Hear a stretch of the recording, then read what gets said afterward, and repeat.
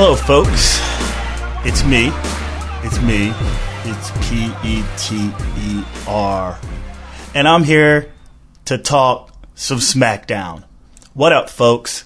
Sorry for the late post, but I guess it's better late than never.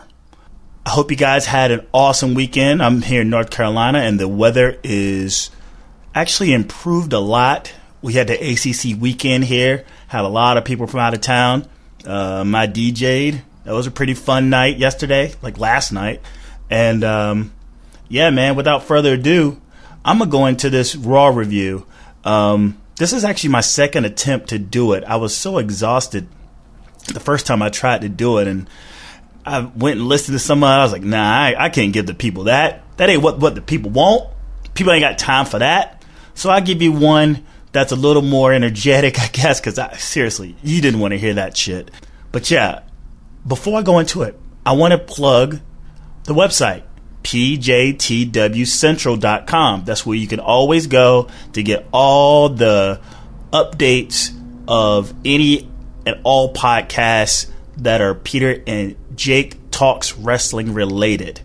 Peter and Jake Talks Wrestling, where we review Raw.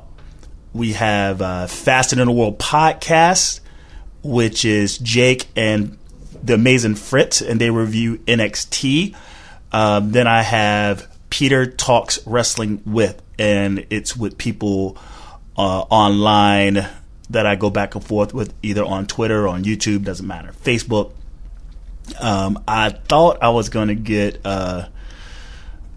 Alice Radley on, but that ended up not happening. So if you listened to last week's Peter and Jake Talks Wrestling and I mentioned it, I'm sorry not to deliver, but I'm always going to try my best. If you haven't heard already, check out the interviews or the back and forth I've had with Nathan Newman, a.k.a. Headliner 5 of Eyes on the Ring podcast fame. And then 3 weeks ago, I had one with the Sleg Daddy of YouTube fame. If you haven't heard of him, go to YouTube, type in Off the Rope Show, and Sleg Daddy normally just talks wrestling. He gives reviews, and then he also has Sleg Daddy TV where he talks sports.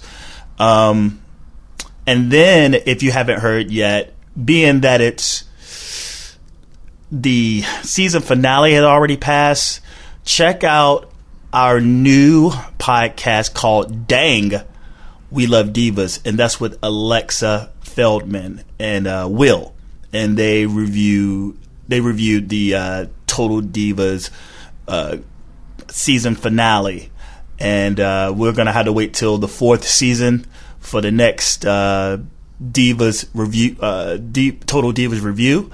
But just go get a taste of the pilot. There's some good stuff.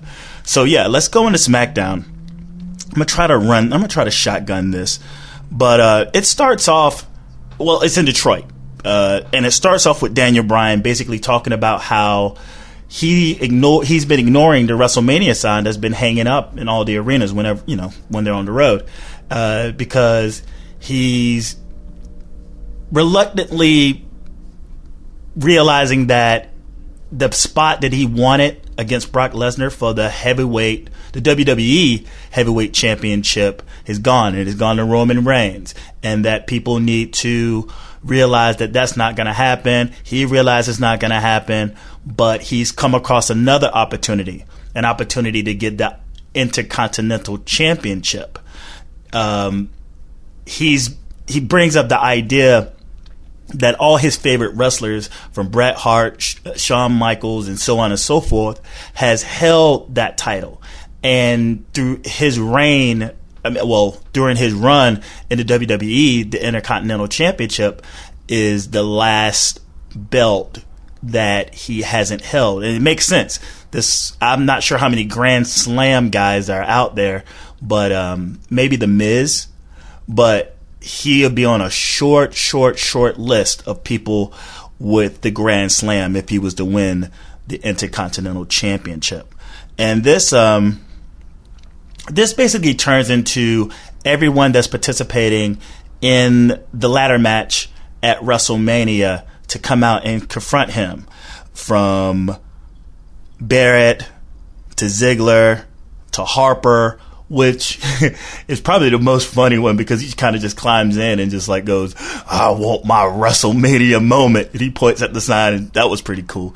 And then what do we got here? We got Ambrose coming out, and he's like mad because they about to tangle it up. He's getting his Sheamus on, you know. Looks like everybody wants to fight, and I wasn't invited. What the fuck? And then Stardust comes out. And then he's freaking out because he's Stardust. It's still a shame that we don't get the Dusty Rhodes thing, and Stardust is stupid. They just dropped it by the wayside like it never happened. I hope they tie it up somehow within the ladder match, and Goldust comes in and fucks up Stardust's chance for winning the IC belt. And then R-Truth shows up with the sack from Monday Night Raw that he put the IC belt in. He pulls it out and he goes, "Hey, you know, y'all looking for this?" Which is weird because he gave the fucker to Daniel Bryan last week. Just give it back to him or something. I don't know. It's weird. Whatever. But everyone, you know, everybody's back and forth. And then all of a sudden the brawl breaks out. Baby faces are left in the ring. Heels are thrown out, which sets up the main event, which is Harper, Stardust, and Barrett versus Ziggler, Bryan, and Ambrose. The next match, well, before I go into the next match, I'll just say this, and maybe it's a broken record and I repeat myself about this. Now, this match is all about Ziggler and Bryan. It really is. Not so much about Ambrose, even though he set it off and started stealing the belt first, but in the end, maybe, yeah, I'll throw him in as a third, not necessarily top, between Ziggler and Bryan. It's going to be between Ziggler and Bryan and the performance that they give, and who's basically going to get knocked off the ladder in the end. The dark horse in this is Harper. Now, Harper, I don't know if you remember the ladder match he had, I think with Ambrose. Maybe it was Ambrose, maybe it was with Bryan, but it doesn't matter. He gave one of the most amazing performances of a ladder match that I almost seen. I mean, to the likes of what happened with the Hardy Boys and Edge and Christian. But this guy, to be at his size, he's definitely the dark horse. He's going to be the one carrying the excitement of the match because it's hard to believe a guy his size is that agile and performs that well. On, you know, Harper, I hope at some point within his run in the WWE that he's going to be a badass and he's going to get a pretty decent run. And he could be a babyface because he's so big and so talented and you know, just awkward. I mean, the New York kids love him. Look at him. But I think he has a chance to really do some awesome stuff if they really give him the ball and just let him run with it. He doesn't really have to win the heavyweight championship, even though he looks like a heavyweight. But just a solid run with some title, and just, you know, get away from him just being a good win. Well, anyway, we go to the next match, and it's the New Day and the Usos. The New Day being this time Woods and Kingston versus who I've dubbed the Marksmen, which is Kid and Cesaro, versus the Marksmen and Los Matadores. Apparently from last Monday's win by grabbing the tights on, I think, the Usos, all of a sudden Los Matadores are heels. Kind of weird. It's kind of hard to take a gimmick like that and then make them heels. You know, they're in dumb Matador uniforms. They're not even South American, and they're with a bull midget. So them being considered heels is as much of a joke as them all together. So they get the box. They start talking about, oh, we're going to do what it takes to win the championship, because apparently it's shaping up between these four. There's going to be a WrestleMania tag team championship match 4-way. So here we go. During this match, you could just see the dissension between all four, because it's, they're going to be fighting each other for the belt. So every man for themselves. So you see dissension between both heels and face tag teams, where they're like kind of avoiding the other tag teams' tags, and they're also tagging themselves in. At first it's kind of slow. They cut off the ring of Xavier Wood, and then when they kind of tag out, that's when everything sort of picks up. Super fast pace. Fernando gets the pin with the backstabber after a sick fucking uppercut by Cesaro. And Los Matadores sort of whips out the twin magic with the assist from El Torito, and Fernando gets the pin. So basically the heels win this.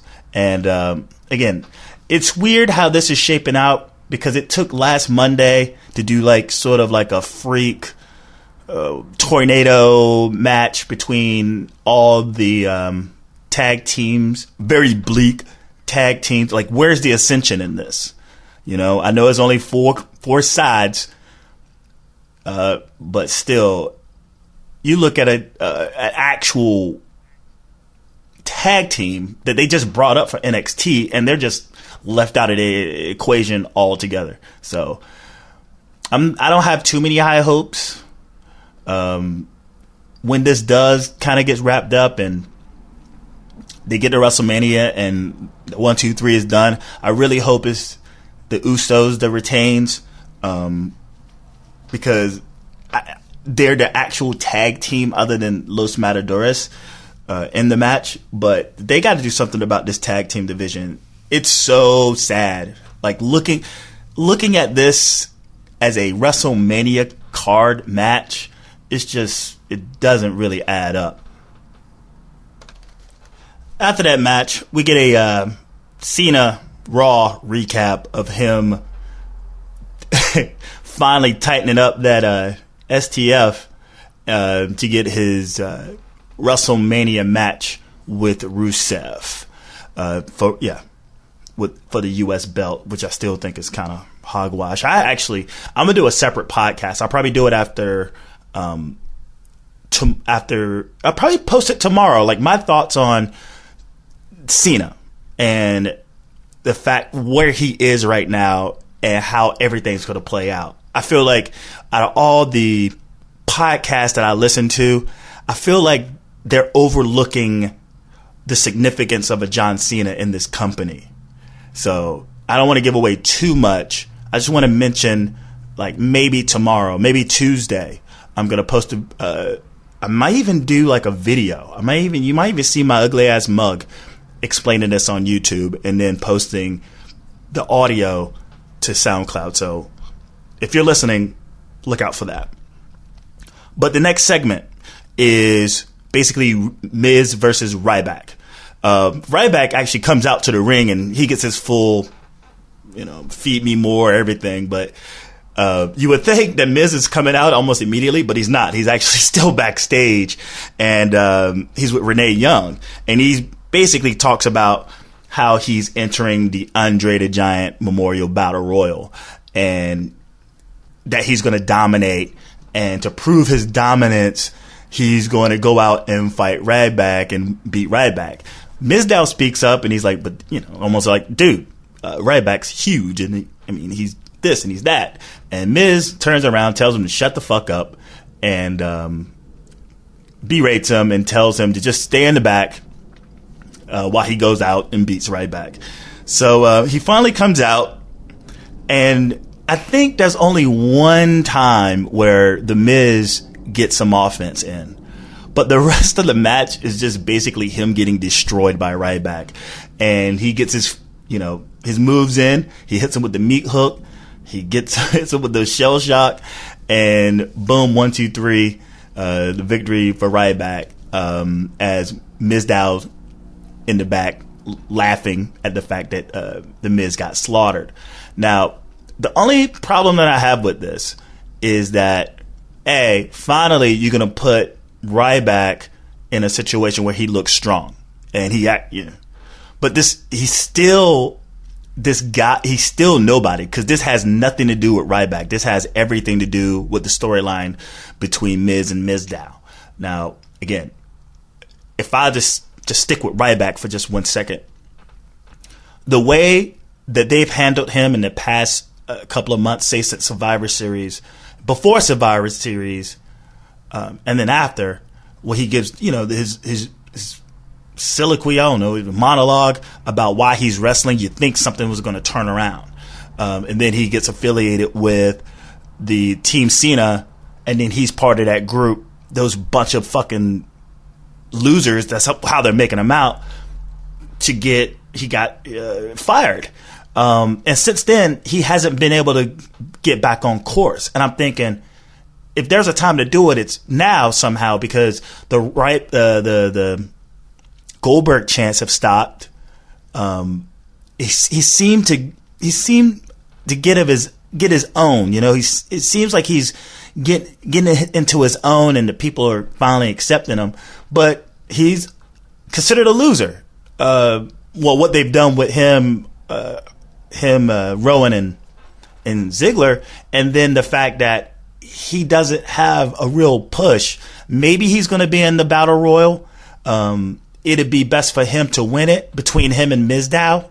That's who I see. He could use it as a big victory. He's a big guy. He could look like a badass. Being that Harper's not in it, he's in the IC ladder match. He can win it, and maybe they can hit the reset button for Ryback's career. As for the Miz, I think it's pretty weird to have him go out on a match to get squashed, because what's happening right now, he's an asshole to Mizdow. And regardless if Mizdow basically kicks his ass, rebels or not, the payoff is to see the Miz have his foot, have someone's foot shoved down his throat, and you're giving it to Ryback. I hope I'm making sense here. I want to make as much sense about this as possible. I just feel like Miz being such a dick, you want to see his ass kicked. So if you're going to send him out into matches, at least make him look somewhat of a badass. Don't feed him to Ryback to have him squashed, because the payoff is him actually getting his ass kicked. Whether, we want it done by Mizdow, but why are you sending out him to get his ass whooped? I feel like that's somewhat part of the payoff. Him getting pinned, I can understand, but him actually getting completely demolished, it just doesn't complement the feud with Mizdow, who will eventually branch out and whoop his ass. So, and I guess, between Ryback and Miz and Mizdow, they're all going to be in the Andre the Giant Memorial Battle Royal. I just feel like this was a waste of time. It didn't really do anything, but it did help Ryback just a little strong, look a little more strong. But he was just a wedge within the storyline of Miz and Mizdow. Next segment features everyone's darling, the internet darling, everyone's darling, the one, the only, Roman Reigns. So he's in the middle of the ring and he has to do his promo. I'm not gonna break down his promo performance. I think it's a waste of time. We all agree that he has to improve a little bit, but nevertheless, he's out to basically reply to the promo that Paul Heyman spit on him last Monday about how Brock Lesnar is, even though he's this badass, how child services should come and get the Wild Samoans for leaving his child in bars to fight football players. But he's out there talking. Such a waste to have Brock Lesnar out there and not say one word, by the way. But he's responding. He's talking about, I appreciate you talking about my family, how you know me, and but basically you gave a backhand compliment about how my family, is 3 generations away from being cannibals, and he didn't appreciate that too much. And he's sick of hearing people say he can't. So Heyman says I can't. Everyone says I can't, but I can, and I'm gonna blah blah blah blah. Right? So all of a sudden, Mark Henry walks out. The return of Mark Henry. We haven't seen him since the day after Survivor Series. Him catching a fucking boot to the face by Eric Rowan and being just vanishing afterwards. I think that was like a elimination style match, or I'm not sure. Was it Survivor Series? Well, anyway, it doesn't even matter. He's just been gone, and he shows up. His music hits. I mark out a lot. You know, you can't trust the crowd because SmackDown is edited. They edit the sound. They put some can noise in there and whatnot. But it seems like some people were happy. He comes out. He comes out, and he's basically explaining to Reigns about Brock. He's like, "Look, dude, I understand that you want to get in there and prove the world wrong, but you're going up against a badass. He that guy broke my arm. He damn near killed me when he F5'd me outside the ring. And you're talking about how you want this respect. No one's going to give you respect." There's this part where he goes, "You think I respect you? You think the people respect you?" And then the crowd popped. Again, that wasn't canned noise. The people actually popped because you'd be surprised how many people are behind Reigns do you think. Well, anyway, they carry on. You think these people respect you? You think the boys in the back respect you? Well, no one's going to give you respect. You got to go earn it. And Reigns turns around and he's like, whatever, kind of walks off, and which pisses Mark Henry off. He grabs him. And he's like, "That's what's wrong with you young bucks. Y'all think y'all know everything." So Reigns gets up in Mark Henry's grill. Mark Henry gives him a nice little shoot of a open palm face shove. It looked good. It looked really good. And Roman Reigns bounces off the ropes and gives him the Superman punch. Mark Henry sells it like $1 million. He rolls out the ring. He goes out in front of the barricade. You think Reigns is done? Nope. Let me finish this guy off. He gets out the ring. He, rolls on the other side, gets a head of steam, and just super spears Mark Henry through the barricade into another galaxy. And it looked like it hurt both of them. But Henry sells it again like $1 million. That guy, I can't put him over enough. But anyway, he's left in ruin, and Roman Reigns gets up on the commentator's desk, basically starts beating his chest, and he grabs a microphone and he goes, "You can't. I can." But that basically that ends that segment. They're doing everything they can to make this guy look strong. It's pretty impressive. I'm glad Mark Henry went out there. I still think Mark Henry has a good run in him to be, to open up the Hall of Pain and get a run as a babyface. Since the salmon suit turn on John Cena when he talked about his retirement, and then that turned into a match. I'm not sure. Maybe at Extreme Rules or something like that.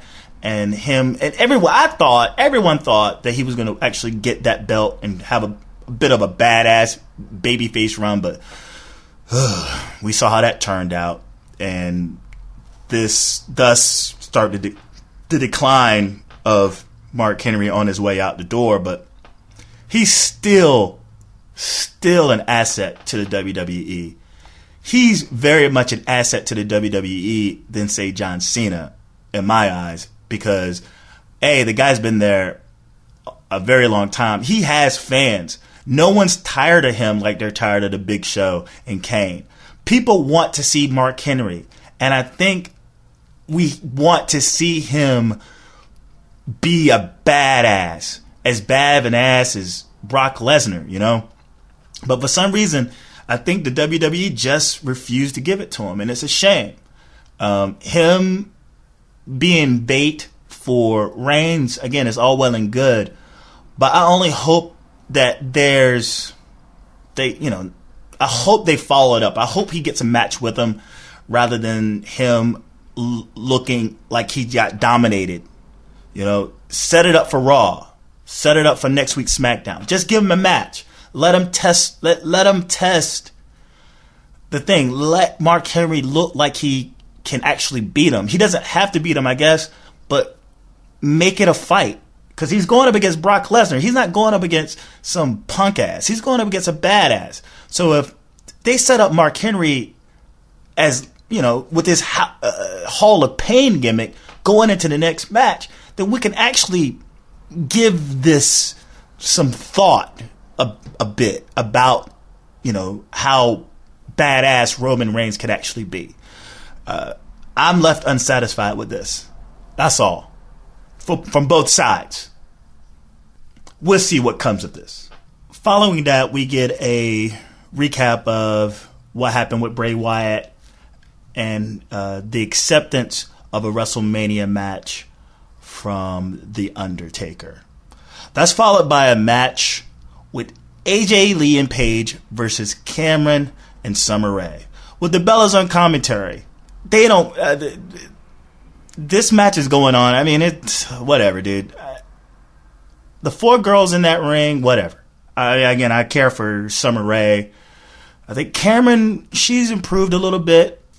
But for the most part, I still dread this idea of this WrestleMania match between AJ Lee, Paige, and the Bellas. It's I don't know if it's just going to be a full way for the Divas match or if it's going to be like a tag team thing. They need to make it for the Divas title for some reason. I think it just should happen. I'm not particularly cheerleader for the 4 of them battling in it. You have this Divas title. You may as well put it in a WrestleMania spot for defense. You know, you got the IC belt, you got the tag team belt, you got the US belt, you got the heavyweight championship belt all up for grabs at WrestleMania. Why not the Divas? It's weird.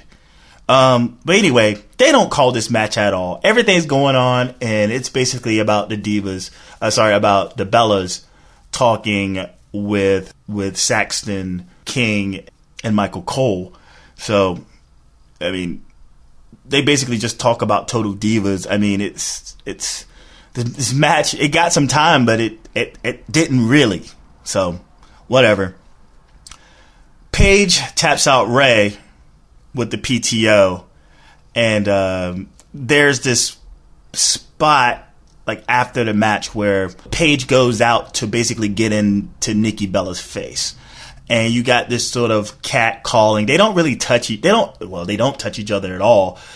It's just them basically going back and forth as AJ holds back Paige and how Brie holds back Nikki, and that's basically it.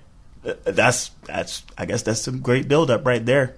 So then we head backstage where Mark Henry is basically reeling from the spear into the next galaxy from Reigns. And he's getting iced up and he's like, yeah, oh man, you know, right? So Renee Young walks up and questions Mark Henry about the situation.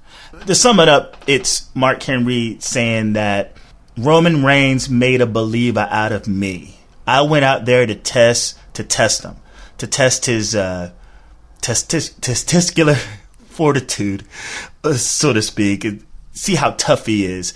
And he delivered.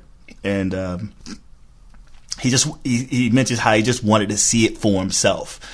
He's a believer. And what I said earlier about hopefully he'll take it to the next level, maybe challenge him to a match on Raw, making a main event. Hell, I would love to see Mark Henry, win or lose in a main event of Raw. I'll never get tired of that. But just ice up, son. The next segment is a really cool segment with Dolph Ziggler, him in Detroit at a Cricket Wireless store, and he's signing autographs and taking pictures and just promoting for the WWE. And you see this guy, they could use him so much more for these kind of things. I mean, he has the look, he has the charisma, and he's a face. People like him. People want to see this guy ascend. So you look at this awesome package with him and making some little girls really happy. I know that sounds kind of sketchy, but you get my point. He gives these tickets to these girls front row, and they are so ecstatic. And along with everyone else that's in there, like taking pictures and stuff. I mean, the guy, I'm not someone who's championing Dolph Ziggler to be the next heavyweight champion of the world. I mean, I just want him to be utilized better, especially now. I mean, with Ryback and Rowan, them being packaged as losers over the last couple of weeks. So yeah, you take something like this and you can just run with it. Why not? But yeah, I really enjoyed this segment. And then we get to our next segment, which is a sit-down interview between Michael Cole and Randy Orton. And it's basically Michael Cole questioning Randy Orton's decision to attack Seth Rollins last Monday and basically dissect everything that went on. They basically recapped everything from his excommunication up to Monday. Him returning at Fastlane, him rejoining the group, him shooting on the Authority last Monday, which resulted to the beatdown on Rollins. He explains how everyone was basically gone and he saw his opportunity to get his revenge in his handicap match with Seth Rollins against Roman Reigns. He talks about how he just saw the fear in his eyes when he finally got to him, and that it felt good whooping his ass. Michael Cole then makes a comment like, there's hell to pay. He's like, yeah, I know there's hell to pay. When you see Seth Rollins next time, this is what Michael Cole asked, next time you see Seth Rollins, what are you going to do? He's like, I'm going to spit in his face and then challenge him to a match at WrestleMania. So we see that's going down. And between the two of them, it may be the dark horse of the WrestleMania card. I mean, out of the ladder match, Taker, Wyatt, Sting, Triple H, between Cena and Rusev and Brock and Reigns, but it's going to be between Cena and Rusev and Orton and Rollins to be the dark horse, to be the actual match, one-on-one match, to steal the show. Both of them are such great in-ring performers. You got the Future, and then you got Orton as the vet. I mean, you couldn't ask for a better match if Seth Rollins accepts. He will accept, but you couldn't ask for a better match. This is what WrestleMania should be. Not like these one-in-the-mill, let's throw things together, let's throw shit at the wall, see what sticks kind of thing. But Seth Rollins versus Randy Orton, I am all about that. And this segues into the actual main event. Wow, I'm making good time on this review. But yeah, we got a 6-man tag that resulted, from the beginning of the show. And you have Bryan, Ziggler, and Ambrose versus Stardust, Barrett, and Harper. And it is a ridiculously good match. I don't know if you're listening and you don't watch SmackDown, maybe you listen to this, I guess to say you are listening to this to sort of gauge what happened.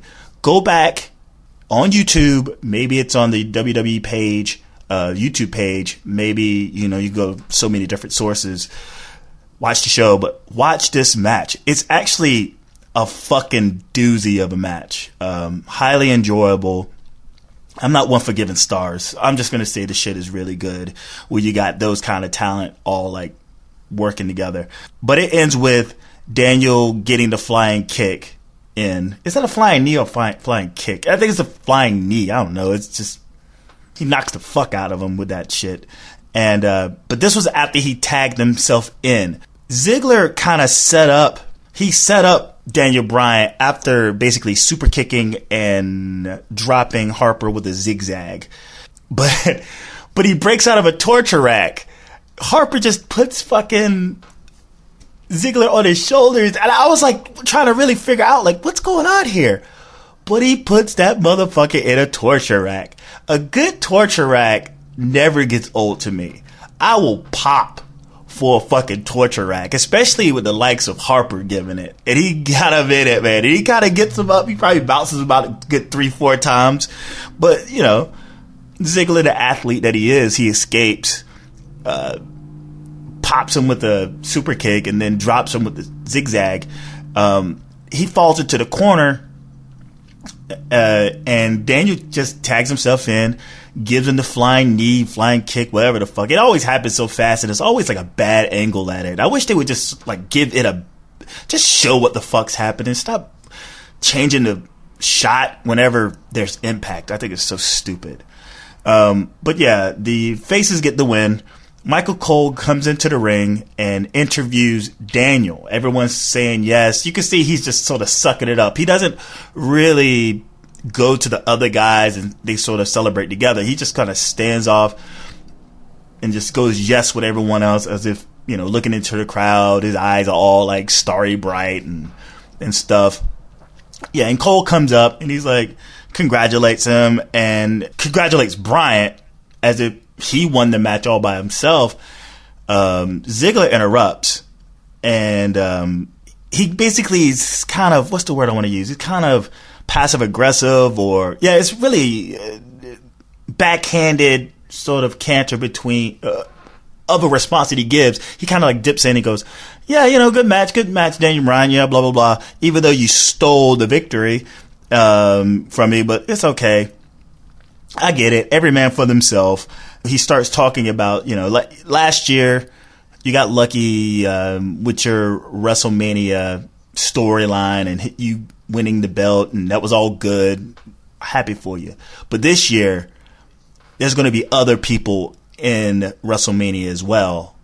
So I want you to remember that, you know, just real kind of backhanded, like, you know, you think this is all about you. This is not about you. This is about us now, and we'll see how you do. And then Ambrose steps in. He says to Bryan, you know, we all think, you know, everyone thinks you're like this really cool dude, you know. You got this cool storyline and all this, that, and the other.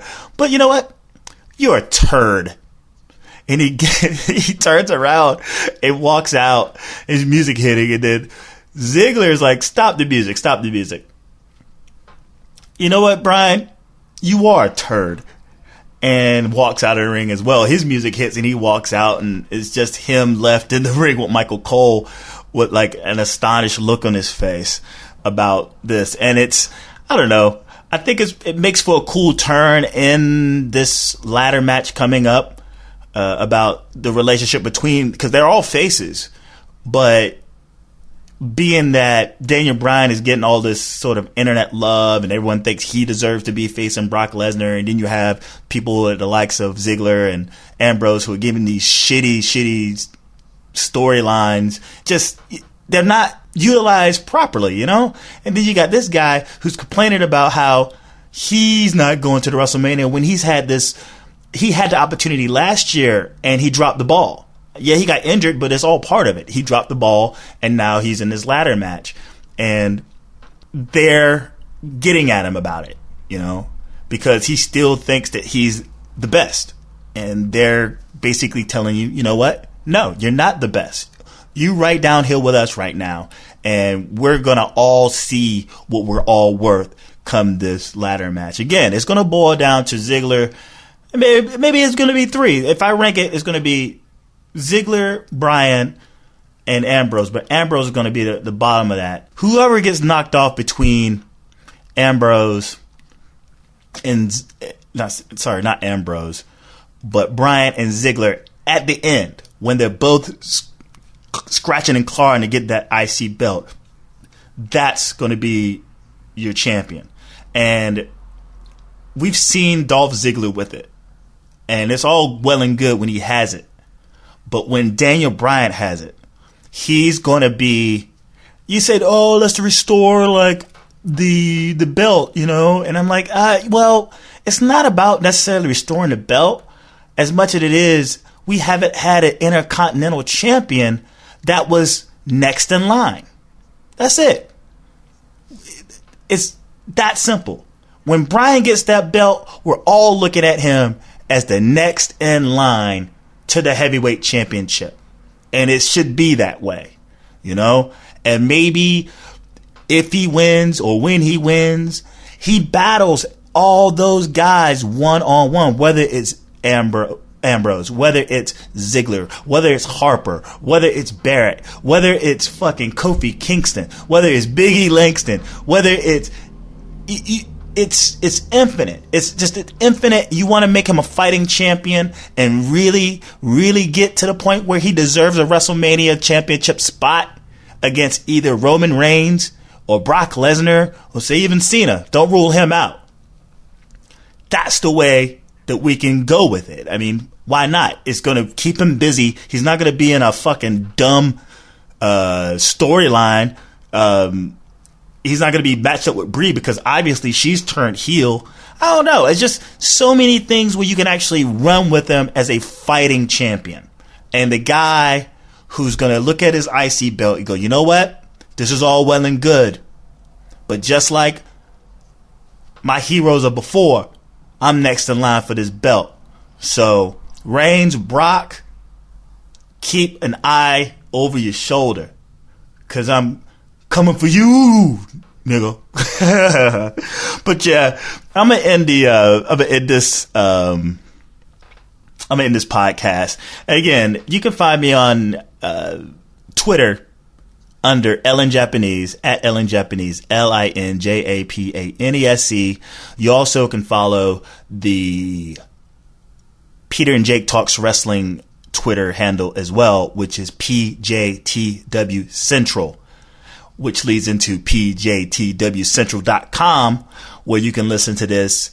Regardless of how you listen to it now, there's options. You can YouTube, Stitcher Radio, SoundCloud, and Tumblr. If you have a Tumblr account, there's a SoundCloud embed there as well. There's also an RSS feed. So if you listen to another podcast mechanism or app, you can just load that fucker in and add it to your favorites and have your weekly dose of Peter and Jake Talks Wrestling, where we review Raw. You can have your Faster Than the World podcast, where Jake and Fritz, the amazing masked Fritz, review NXT very swiftly. Very swiftly. I think this week was like 8 minutes. And then Peter Talks Wrestling with, again, go back, listen to the back and forth with Headliner 5, Eyes on the Ring podcast, and also the Sleg Daddy from Off the Rope Show. And then also peep the newest addition to the Peter and Jake Talks Wrestling family of podcasts, Dang, We Love Divas, with Alexa and Will. Do what you can to help us. We're trying our best. We're just trying. In the world of podcasts, we're just trying to carve out our own little niche. So what you can do to help this is like, comment, heart, subscribe, bookmark, share. If you like what you hear, put it on your page, retweet it, do anything, YouTube, repost on SoundCloud. All of those things help. You can also you can do one of a million things. It's all appreciated. It is all appreciated. Shouts to the fam. And until then, see you Wednesday for Peter and Jake Talks Podcast.